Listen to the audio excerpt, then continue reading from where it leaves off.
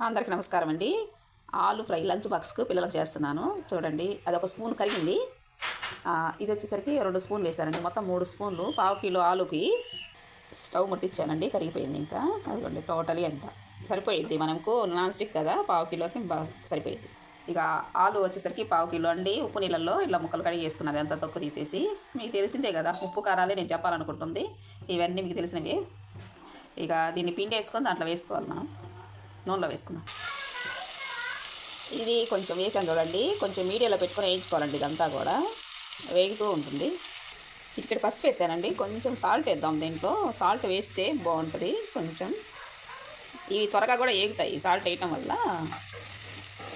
అన్నీ ఒకటే లెవెల్లో అన్నీ వంటకాలు ఒకే రకంగా ఉండవండి. కొన్నే బాగుంటాయి. అట్లా చూసుకొని చేసుకోండి మీరు ఎవరైనా.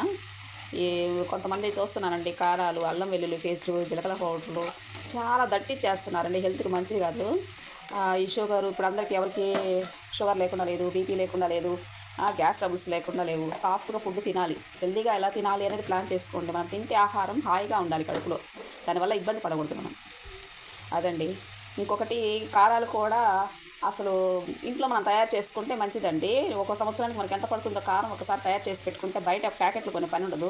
రకరకాలు ఈ వంట చేసే వాళ్ళే కొంచెం ఫేమస్ అయ్యాక అన్నీ పెడుతున్నారు, పచ్చళ్ళని, ఈ కారాలు, పొడులు అని చెప్పేసి వాళ్ళు ఫేమస్ అవుతున్నారు. అసలు మనకి యూట్యూబ్లో ఈ ఛానల్స్ పెట్టుకున్నారు కదా, అన్నీ చూసి చేసుకోండి. అలా బాగా చూసి ఇంట్లో హ్యాపీగా వేడివేడిగా అన్నీ మనం తయారు చేసుకునే విధంగా అందుబాటులో ఉన్నాయి. మనకు తెలియకుండా ఏం లేదు కదా.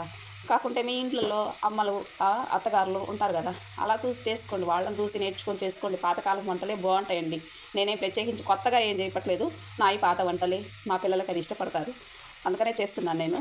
యాజ్ ఈజ్గా ఇలా చేసుకున్నారంటే సక్సెస్ అయితే ఖచ్చితంగా అవుతారండి. ఒకసారి ట్రై చేసుకోండి, తప్పుగా అనుకోవద్దుమా. ఇదంతా కలుపుకుంటూ ఉండాలి మా. కొంచెం కలపాలి, అంటే బాగా కొంచెం వేగాలి. ఇది కొంచెం వేగితే సరిపోయింది. మనం పసుపు, ఉప్పు వేయటం వల్ల మెయిన్ బాగా త్వరగా వేగిపోతే ముక్క సాఫ్ట్గా వస్తుంది. దీనికి కావాల్సినవి చెప్తున్నాను. కొబ్బరి కారం ఫ్లేవర్ కోసమేనండి. ధనియా పౌడరు బాగా టేస్ట్ వస్తుంది, కొంచెం చాలు. ఇక ఇది వచ్చేసరికి మ్యాగీ పౌడర్ అండి. పెద్ద ప్యాకెట్లు వస్తాయి కదా న్యూడిల్స్, మ్యాగీ, దాటిల్లోదండి ఇది. కొంచెం ఇది వేస్తే బాగుంటుంది ఆలుకు, అందుకని కొంచెం ఫ్లేవర్ కోసమే వేస్తున్నాను. ఇవి చెప్పాలంటే పిల్లలు ఇష్టపడుతూ ఉంటారు కదా. ఆల్మోస్ట్ వేయదండి. కొబ్బరి కారంలో కొంచెం వేగనిసుకుందాం. ఇవన్నీ ఒకసారి వేసేస్తున్నాను, మళ్ళీ ఎన్ని కలబెట్టుకున్నాను. ఇదండి బాగా వేగిపోయింది. సగం తీసాను, నేను సగం తీసి పెట్టానండి. రైస్ కలుపు ఇదండి, పిల్లలకి అన్నం రైస్ కలిపేసాను, కరెక్ట్గా వచ్చింది. మీకు కావాలనుకుంటే ఉప్పు కారాలు తినేదాన్ని బట్టి ఇది కలుపుకోవడం చేసుకోండి.